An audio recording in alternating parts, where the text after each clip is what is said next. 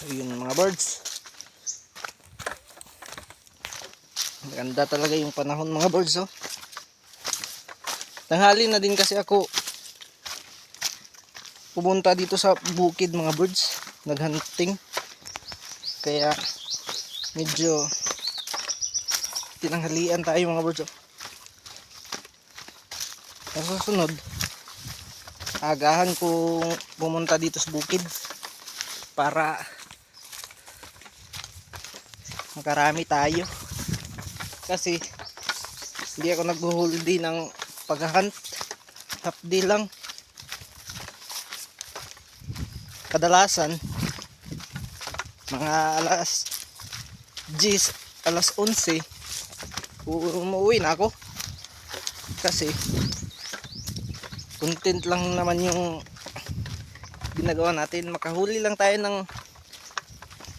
2 o 3, goods na yun. Huwag nating ubusin yung mga limukon para dumami pa sila.